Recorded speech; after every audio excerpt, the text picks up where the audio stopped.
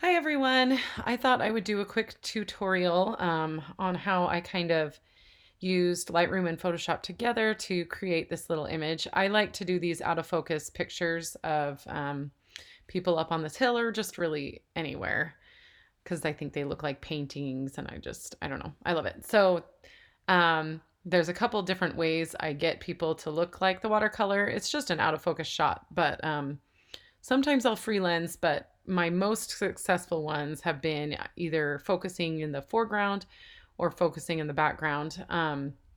So a lot of times I'll focus on clouds in the sky or these trees back here in order to get them out of focus. In this case, I focused in front of her, and it makes just a little bit different of a watercolor effect. I also use my 135 millimeter lens, prime lens that it's Canon, that I really love for this effect. It just has something different. When I focus in the background, there's usually a little bit of a halo around the people, and in this case, there isn't at all. And I think when I do the foreground, it doesn't quite happen as much. As you can see, like these here in the back have a little bit of that halo effect, but it's much more pronounced when you focus past something.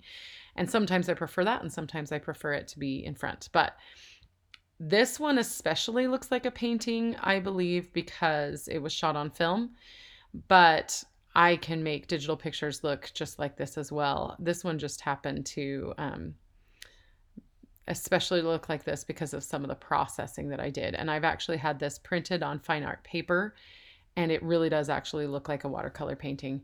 So I just super love it. So I just wanted to go through really quick what I did, because usually with film images, I leave them alone pretty much. But with this one, I did kind of a lot of work because the before picture is this. So the reason that I underexposed it so much in this case was because my shutter speed was really slow. I think I did not want to go below 1/60th of a second. And I know that sounds crazy to digital shooters, but on film, that's a pretty normal shutter speed. But I knew she was going to be twirling and running and things like that. So I didn't want to go below 1/60th. So in order to still get the shot, I had to let my image be underexposed. And I had thought about just letting it be, I kind of had shot it as though it were going to be a silhouette. And I could easily do that just by bringing down my shadows and my blacks. And then it's kind of a cool silhouette, especially with that little color kind of left. And you can even just take take a brush and just bring down the blacks and the shadows there, and make that part, make that part even blacker. So I could have made this a complete silhouette if I wanted to, but it just didn't feel like a silhouette kind of picture to me. Usually when I do silhouettes, I want the sky to be super colorful, and it just was not happening this night.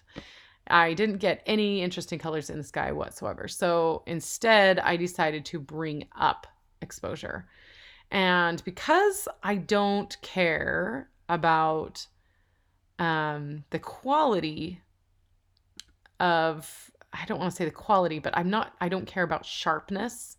This is kind of a artistic-y shot. So I don't care if the colors and things like that get messed up or grain or anything like that when I pull it up. So I pulled it up quite a bit.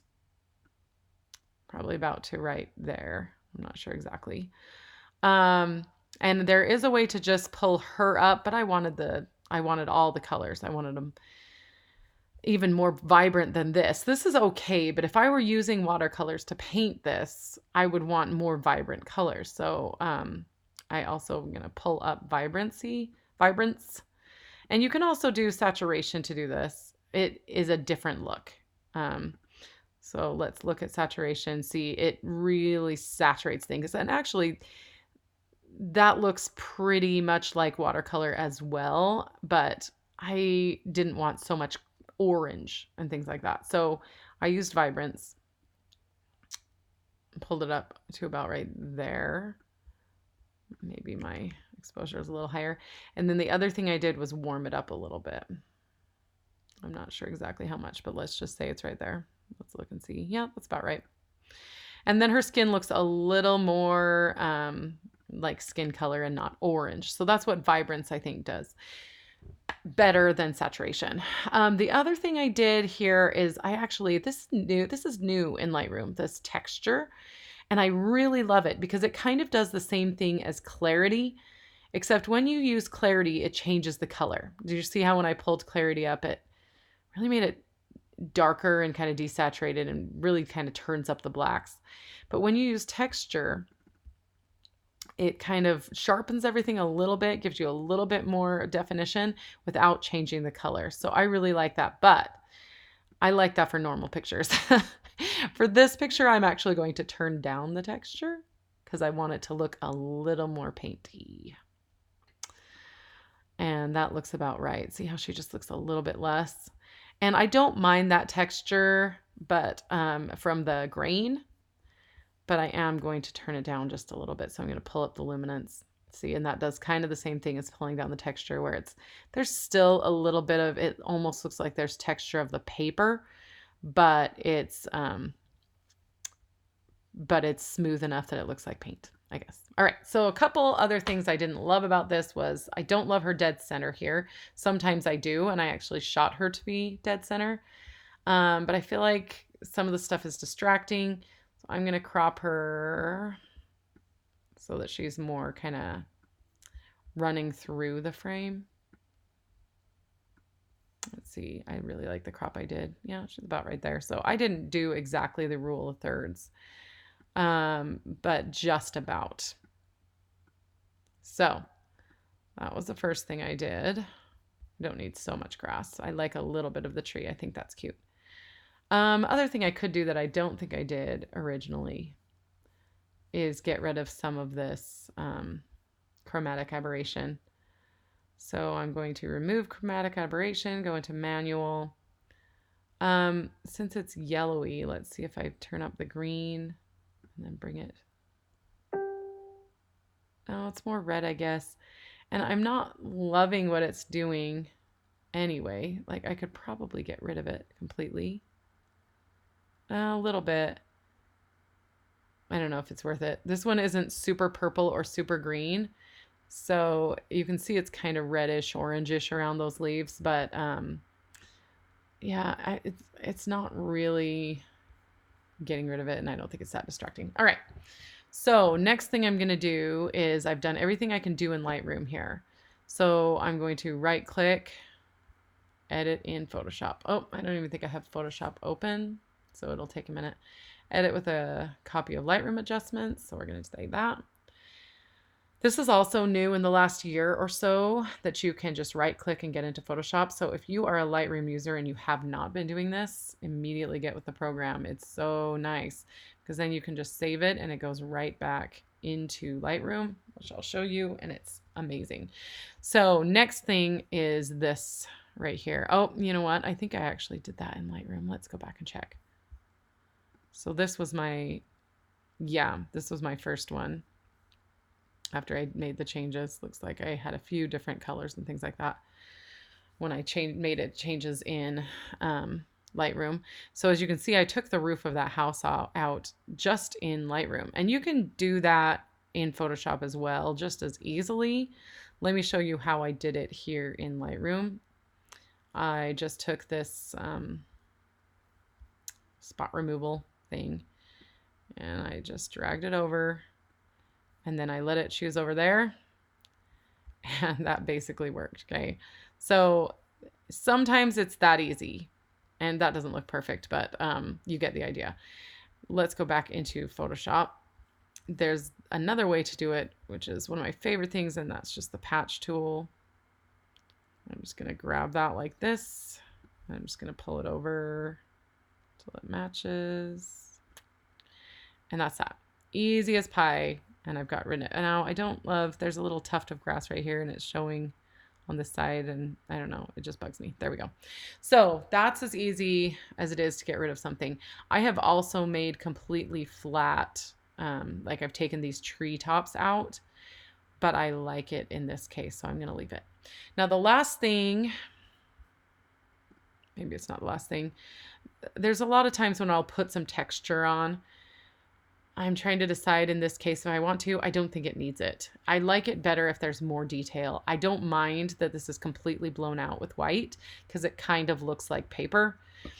So I'm not going to do any texture or anything like that to kind of change the light. I don't feel like there's any light that needs enhancing or anything that would benefit from that. So I'm not going to do any curves. I'm not going to do any texture overlays or anything like that. I'm just going to leave it like this. But the last thing that bothers me about this picture is the fact that her arm is missing.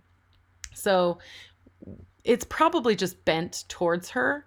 So it's behind this part of her arm, but it just looks like she's an amputee. And that bothers me. So I'm just going to get my little,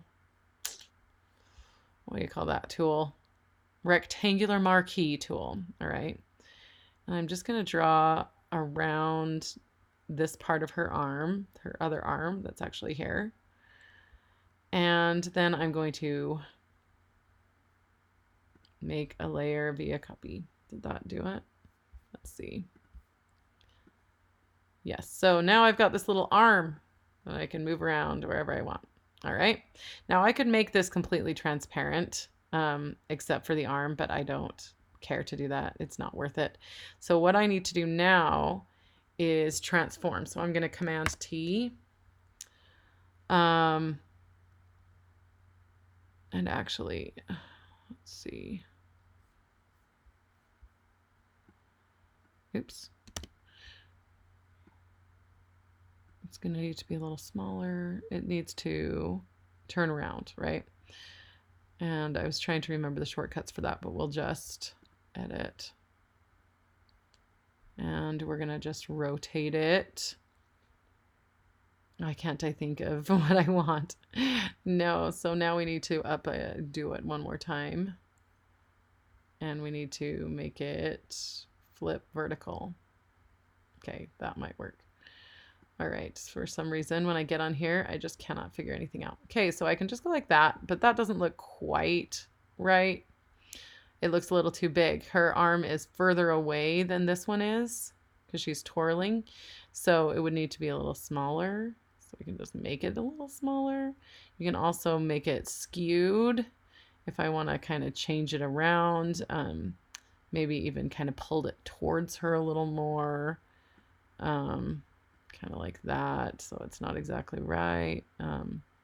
I can also erase some things to make it a little bit better, but that looks about what I did. Not exactly. No, I'm just using the arrow keys to kind of get it right.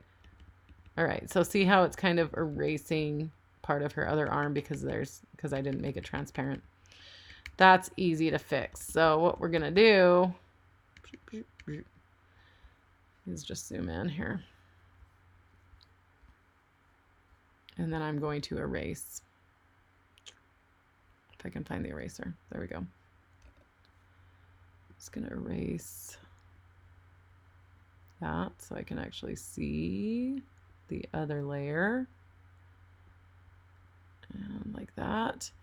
And now the only thing that really bothers me is the color differences. And that's not that bad also because see how it's darker up here on this side than it is at the bottom of her arm. So it's not the end of the world. Make her elbow actually match. But I can also just get a dropper tool. Of course, you guys, I never know how to do anything when I'm actually trying to show people what to do. So actually, you know what I'm going to do is I'm just going to get a color that looks similar from like her leg, and I'm going to clone it. But I'm going to clone it at like 50% opacity. And then I'm just going to paint it on a little bit. And you know what I'm doing is using my finger on the trackpad instead of using my... Let's do a little more. Using my tablet thing. I don't know why that's not working. Oh, I know why it's not working. Okay.